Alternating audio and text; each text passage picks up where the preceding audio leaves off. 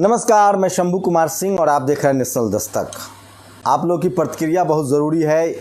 कुछ ज़रूरी बातों को लेकर आया हूँ। पंजाब में कांग्रेस ने मजबूरी में ही सही एक शेड्यूल कास्ट के विधायक को सीएम बनाया है। क्या इस देश में बीजेपी ऐसा कर सकती है? 17 राज्यों में बीजेपी के सीएम हैं, लेकिन एक भी शेड्यूल कास्ट का नहीं है। इस देश में एक मुसलमान सीएम नहीं है। मैं बताऊंगा आपको कि कैसे इस देश में एससी, एसटी, ओबीसी और माइनॉरिटी के लोग सीएम, पीएम बन सकते हैं, और कैसे अब तक 70 साल में जो सवर्ण समाज के लोग लगातार, पार्टी कोई भी हो, आम आदमी पार्टी हो, अकाली दल हो, कांग्रेस हो, टीएमसी हो, बीजू जनता दल हो, असम गण परिषद हो, सीएम सवर्ण ही बनता है। कैसे OBC, SC, ST, OBC, minority की एकता हो सकती है और सीएम बन सकता है? पहले तो पंजाब की बात बता दूं। पंजाब में अगर बीएसपी और अकाली दल का गठबंधन नहीं होता तो कांग्रेस एक कतई नहीं करती। वहाँ 32 से 40% के बीच शेड्यूल कास्ट के लोग हैं और कांग्रेस को मजबूरी में ही सही ये करना पड़ा, लेकिन बीजेपी नहीं करेगी। लेकिन अब जिम्मेवारी आती है ओबीसी नेताओं की। अगर अखिलेश यादव या तेजस्वी यादव, सोचिए बीजेपी कांग्रेस सवर्ण लीडरशिप है, 10 से 15% उनके पास वोट बैंक है और वो पूरे देश में राज कर रहे हैं। बीजेपी के पास भी यही स्थिति है। तो क्या अखिलेश यादव, मायावती या तेजस्वी यादव क्यों नहीं बन सकते हैं? इसके लिए एक फंडा अपनाना पड़ेगा। बिहार में मान लीजिए तेजस्वी यादव सीएम कैंडिडेट हैं, तो उनको 20% आबादी वाले मुसलमान को कम से कम डिप्टी सीएम देना पड़ेगा, शेड्यूल कास्ट को डिप्टी सीएम देना पड़ेगा। जैसे जगन मोहन रेड्डी ने आंध्र प्रदेश में किया है, लेकिन उनको अपनी पार्टी और राज्यों में बढ़ानी पड़ेगी। अखिलेश यादव को अलायंस करना पड़ेगा। आप तेजस्वी, अखिलेश, मायावती दूसरे राज्यों में गठबंधन करके चुनाव लड़ सकती है। यूपी में भले न लड़ें। मान लीजिए यूपी में अखिलेश सीएम कैंडिडेट हैं, तो एटलीस्ट डिप्टी सीएम, एक शेड्यूल कास्ट और एक मुख्यमंत्री दलित समाज का तो अनाउंस करना पड़ेगा। और इस फार्मूले को मुस्लिम कैंडिडेट, जहां मुस्लिम आबादी है, कहीं मुस्लिम सीएम देना पड़ेगा, डिप्टी सीएम देना पड़ेगा, क्योंकि उनकी आबादी भी 20% है।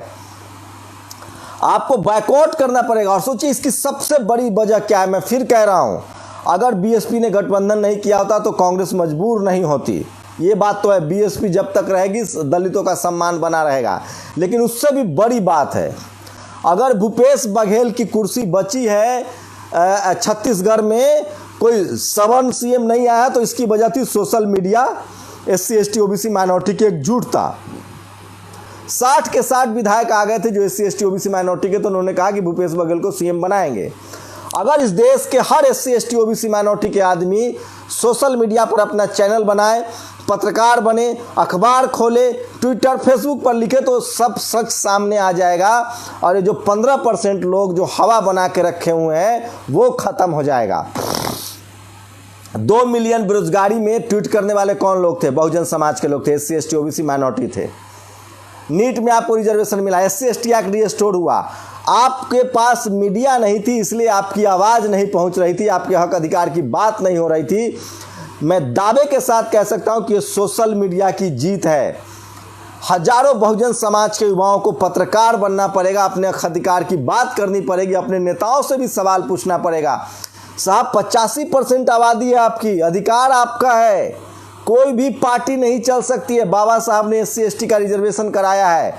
60% आबादी ओबीसी की है। बगैर ओबीसी का कोई सीएम, पीएम नहीं बन सकता है।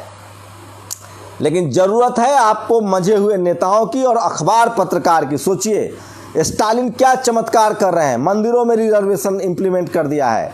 उनके पास टीवी है, अखबार है, सबसे बड़ा सन ग्रुप है वहाँ। इन तमाम उत्तर भारत के नेताओं को करना पड़ेगा। और सोचिए, क्या 17 राज्यों में बीजेपी की सरकार है, क्या कोई दलित सीएम बना सकते हैं? राष्ट्रपति जब उन्होंने बनाया था तो कितना मार्केटिंग किया था, दलित राष्ट्रपति, दलित राष्ट्रपति, दलित राष्ट्रपति। कांग्रेस के समय भी दलित राष्ट्रपति हुए। के.आर. नारायणन साहब शानदार राष्ट्रपति थे, चीफ जस्टिस सुप्रीम कोर्ट के हुए। बालाकृष्ण साहब, सोचिए हम लोग रोहित वेमुला के साथ खड़ा नहीं हुए, इसलिए हमें गंवाना पड़ा। हम लोग जस्टिस कर्णन के साथ नहीं खड़ा हुए, इसलिए हमें अपना जज जेल में भिजवाना पड़ा, क्योंकि हमारे पास मीडिया नहीं थी। अब सोशल मीडिया की ताकत है। मैं चाहता हूँ एससी, एसटी, ओबीसी, माइनॉरिटी का हर समाज एक अपने बच्चा को यूट्यूबर बनाए। पड़ेगा आपको सोशल मीडिया पर मजबूत होना। आपको किसी भी कीमत पर अपनी आवाज़ उठानी पड़ेगी। लोग आएंगे, आपके पास आएंगे, क्योंकि आपके बाबा साहब ने जो हथियार दिया है एक वोट का, वो शानदार ताकत है। लेकिन आपको एक अलायंस की तरफ ईमानदारी से जाना पड़ेगा। Schedule tribe, schedule caste, OBC और माइनॉरिटी, हर राज्यों में मुस्लिम मुख्यमंत्री आपको देने पड़ेंगे, डिप्टी सीएम देने पड़ेंगे, ओबीसी के मुख्यमंत्री देने पड़ेंगे। अगर आपकी आबादी 60% है तो मान लीजिए आप बिहार में मुख्यमंत्री लीजिए, लेकिन दूसरे राज्यों में आपको शेड्यूल कास्ट का मुख्यमंत्री देना पड़ेगा। तो ये बड़ा सवाल है। एक बात तो है, कांग्रेस को अगर सरवाइव करना है तो उसे पूरी राजनीति ओबीसी, एससी, एसटी, माइनॉरिटी के आसपास रखनी पड़ेगी, क्योंकि वही उनके वोटर बचे हैं। बहुत हो गया साहब, इस देश में 5 से 10% आबादी वाले लोग अब तक सीएम पीएम बन रहे हैं।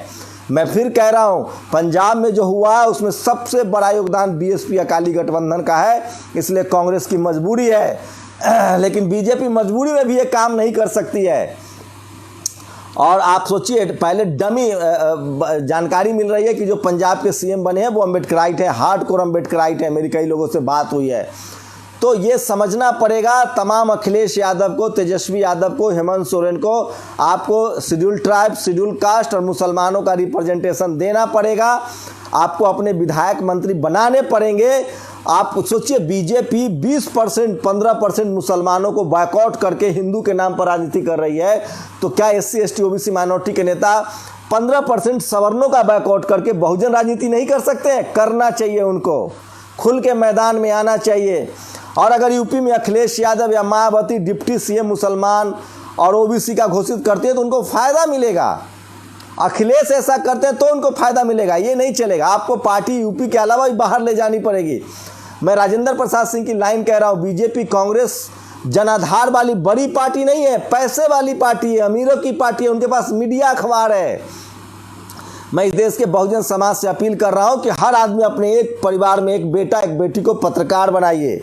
ट्विटर पर इससे यहाँ भी रोजी रोटी चल रहा है, ऐसा नहीं है। सोशल मीडिया का पत्रकार बनाइए, अखबार निकालिए, यूट्यूब चैनल खोलिए, ट्विटर पर आइए, फेसबुक पर आइए, बात कीजिए अपने हक अधिकार की। आपकी बात नहीं करने वाला है कोई, इसीलिए आपका रिप्रेजेंटेशन नहीं हो रहा है। मैंने राहुल गांधी से सवाल पूछा था कि निजीकरण से सबसे ज़्यादा नुकसान जो है वो शेड्यूल कास्ट, शेड्यूल ट्राइब को हो रहा है, आप क्यों नहीं बात कर रहे हैं उस पर? तो अगर इस देश में एससी, एसटी, ओबीसी, माइनॉरिटी के नेता आ जाए खुल के सामने, वो बात करने लगे, तो जीत आपकी पक्की है।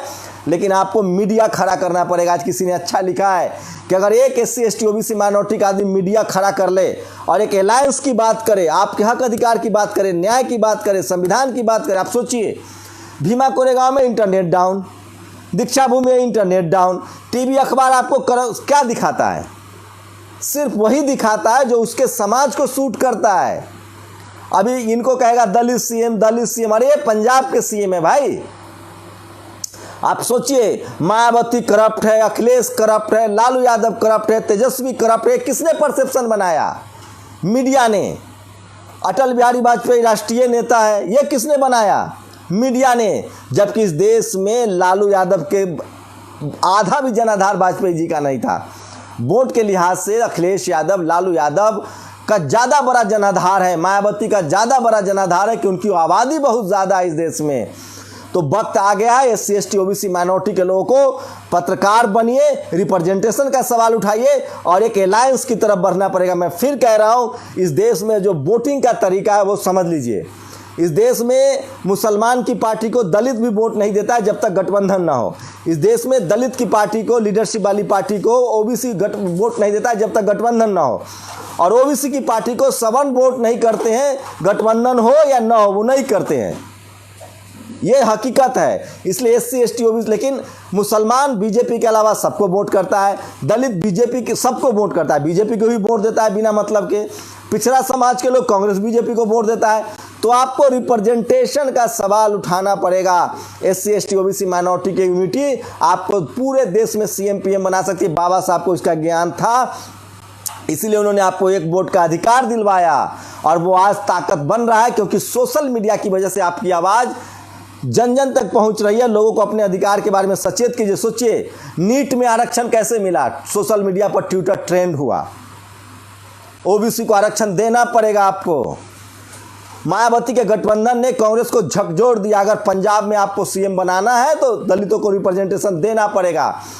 जिन जिन राज्यों में यूपी के अलावा अगर बीएसपी, जैसे अभी आंध्रा में, तेलंगाना में, अगर बीएसपी देश की यूपी के अलावा अगर हर जगह मजबूत होती है, वो गैर बीजेपी गैर कांग्रेस से गठबंधन करती है। अरे भाई, मान लीजिए मायावती और अखिलेश का मुख्यमंत्री कैंडिडेट को लेकर वर्चस्व यूपी में है, दूसरे राज्यों में तो आप गठबंधन कर सकते हैं। अखिलेश यादव, तेजस्वी यादव की आरजेडी से गठबंधन कर सकते हैं। तो ये समझना पड़ेगा। और सबसे बड़ा योगदान है मीडिया का। सोशल मीडिया को मोटिवेट करना पड़ेगा, अपने लोगों को राजनीतिक रूप से जागरूक करना पड़ेगा, सचेत करना पड़ेगा, अम्बेडकरी आंदोलन को आगे बढ़ाना पड़ेगा, मानवर साहब के विचारों को आगे बढ़ाना पड़ेगा, और जाति छोड़ के समाज के रूप में एकजुट होना पड़ेगा। जैसे आरक्षण के खिलाफ, अब तो सब आरक्षण में है, सवर्ण भी देश का आरक्षण में, इकोनॉमिक वीकर सेक्शन, लेकिन वो अभी भी एससी एसटी ओबीसी के आरक्षण का विरोध करता है। तो वो जो सवर्णों की जो एकजुटता है वो आरक्षण के विरोध में है। तो जो आरक्षण वाले लोग हैं, सिख समाज के 90% लोग ओबीसी है, मुसलमान समाज, मुस्लिम समाज के 90% लोग ओबीसी हैं, एससी ओबीसी एसटी आरक्षण में है, ओबीसी आरक्षण में है 27%, शेड्यूल कास्ट आरक्षण में है।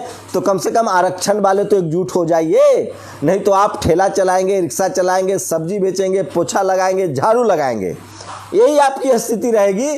और 10% वाले लोग इस देश में जज बने हैं, मीडिया, जुडिशियरी, ब्यूरोक्रेसी, सब जगह उनका कब्जा है। तो आपको सोशल मीडिया पर आना पड़ेगा। आप मेरी बात से सहमत हैं? असहमत है अपनी कमेंट जरूर दीजिए। घर घर इस वीडियो को पहुंचाइए, अखबार टीवी का बायकॉट कीजिए, सोशल मीडिया को मजबूत कीजिए। आप दिलीप मंडल हो, दलित दस्तक हो, नेशनल दस्तक हो, द वीक हो, दलित टाइम्स हो, दलित डेस्क हो, ग्लोबल न्यूज नेटवर्क हो, स्पीक्स इंडिया हो, ये तमाम जो एससी एसटी ओबीसी माइनॉरिटी की बात करने वाले सोशल मीडिया प्लेटफॉर्म है, इसको मजबूत बनाइए। क्योंकि अब मोबाइल टीवी हो गया है।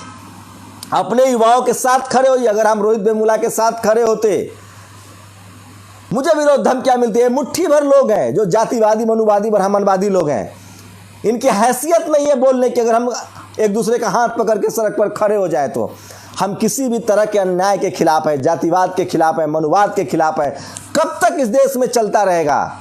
जाति देख के शादी, जाति देख के नौकरी, जाति देख के भेदभाव, जाति देख के हम सबको एकजुट होना पड़ेगा। और एससी एसटी ओबीसी माइनॉरिटी की ज़्यादा जिम्मेदारी है कि हम सब जाति खत्म करें और सबको बराबर का सम्मान दें। हम किसी से भेदभाव नहीं करेंगे, न भेदभाव सहेंगे।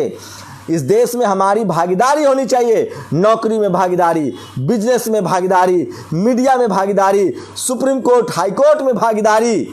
जब तक भागीदारी नहीं होगी, हमारे डॉक्टर नहीं होंगे, इंजीनियर नहीं होंगे, जज नहीं होंगे, पत्रकार नहीं होंगे, ये देश बेहतर नहीं बनेगा। इस देश की 90% आबादी जब तक मजबूत नहीं होगी, ये देश बेहतर नहीं बनेगा। कांग्रेस ने मजबूरी में की है, ये मैं मानता हूं, लेकिन बीजेपी भी करके दिखाए, क्योंकि 17 राज्यों में उसके सीएम है ओबीसी से। ऐसे और सोचिए, कांग्रेस बीजेपी सीएम बना भी देगी ना, तो बागडोर किसके हाथ में है ये देखना पड़ेगा। बहुजनों को, अपनी लीडरशिप वाली पार्टियों को आगे बढ़ाना पड़ेगा और उसमें मुस्लिम समाज का रिप्रेजेंटेशन देना पड़ेगा। अगर आप सीएम हैं तो डिप्टी सीएम। सोचिए, जाट समाज के थे सर छोटू राम, पंजाब प्रांत जीता था आजादी से पहले, मुसलमान को मुख्यमंत्री बनाया। माननीय कांसी राम साहब ने हर समाज के नेता को बड़े बड़े प्रोजेक्ट दिए। तो इसलिए मैं कह रहा हूं, मायावती हो, अखिलेश हो, इनको दिल बड़ा करना पड़ेगा। तेजस्वी को, इनको राज्यों से निकलना पड़ेगा। इनके पास ज़्यादा आबादी है, ज़्यादा संख्या है, सोशल मीडिया आ गया है। अपनी बात के पहले तो मीडिया ही नहीं था। इनके नेता को चोर भ्रष्टाचारी घोषित कर देते थे। अब तमाम संगठन काम कर रहे हैं, भीम आर्मी के नाम से, बाम सेप के नाम से, तमाम जागरूकता का कार्यक्रम चल रहा है। मैं फिर कह रहा हूँ, इस देश को सम्राट अशोक का देश बनाना है, शिवाजी का देश बनाना है, इस देश को अंबेडकर के संविधान का देश बनाना है, इस देश को महिलाओं के लिए सुरक्षित बनाना है। इक्वालिटी, फ्रेटर्निटी, समानता, जातिवाद खत्म हो, मनुवाद खत्म हो, ब्राह्मणवाद खत्म हो, ये सब शोषण खत्म करना है। कैसे खत्म होगा? सत्ता में ये है, अंबानी अडानी कैसे पैदा होते हैं? अंबानी अडानी पैदा करते हैं सीएम पीएम। जब तक एससी एसटी ओबीसी माइनॉरिटी का सीएम पीएम नहीं होगा, आप अंबानी अडानी नहीं पैदा कर सकते हैं। यूपी में मायावती जी मुख्यमंत्री थी, उन्होंने कहा ठेके में रिजर्वेशन होगा, कॉन्ट्रैक्टर में। 100 करोड़ का कॉन्ट्रैक्टर एक परिवार बदल देता है। अभी हेमंत सोरेन ने कहा कॉन्ट्रैक्टर ठेकेदारी में रिजर्वेशन होगा। तो ये सब करना पड़ेगा। कोई दूध बेच के कलम बेच के अमीर नहीं होता है, सत्ता के साथ वो अमीर होता है। SC ST OBC माइनॉरिटी के लोगों को मैं अपील कर रहा हूँ, अपने घरों में एक पत्रकार पैदा कीजिए, आपके पढ़े लिखे बच्चे को लिखना बोलना सिखाइए, सचेत होइए। जब तक आप डरेंगे मारे जाएंगे। ये मुट्ठी भर लोग हैं जो आपको धर्म के नाम पर और जाति के नाम पर शोषण करते हैं। इनसे साफ साफ आंख में आंख मिलाकर बात करने की ज़रूरत है। डेमोक्रेटिक तरीके से, संवैधानिक तरीके से, जो बाबा साहब का रास्ता है, जुडिशियरी का रास्ता है, आपको हर जगह अपना रिप्रेजेंटेशन बनाना पड़ेगा। और मैं फिर कह रहा हूं, अगर सोशल मीडिया मजबूत हुआ, सोशल मीडिया ही बहुजन मीडिया है, सोशल मीडिया ही सच्चा मीडिया है।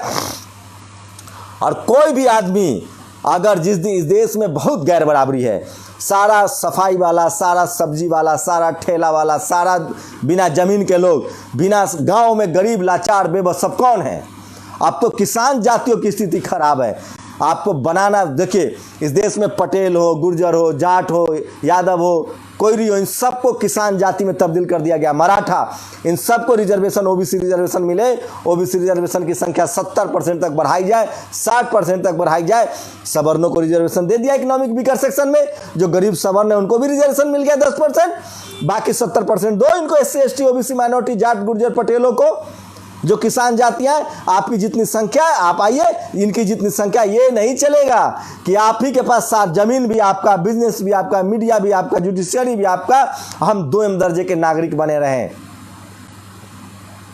तो आप लोग भी अपनी प्रतिक्रिया जरूर दीजिए। और आप लोगों ने जिस तरह से टीवी अखबार का जब तक बहिष्कार नहीं करेंगे, बीजेपी और कांग्रेस का 2 प्रवक्ता आपके घर में, एक टीवी और एक अखबार, ये जातिवाद मनुवाद फैलाते हैं, धार्मिक कर्मकांड फैलाते हैं, इनसे सावधान रहिए। और जब तक सोशल मीडिया का आप इस्तेमाल नहीं करेंगे तब तक आपके साथ कुछ नहीं होगा। आपका जुडिशियरी में भागीदारी नहीं है, आपकी मीडिया में भागीदारी नहीं है। अपने बच्चों को पत्रकार बनाइए। दौर आपका है, कॉलेज यूनिवर्सिटी हम पहुँचे, आंदोलन की लड़ाई और तेज होगी जैसे जैसे समाज जगेगा। अपनी प्रतिक्रिया जरूर।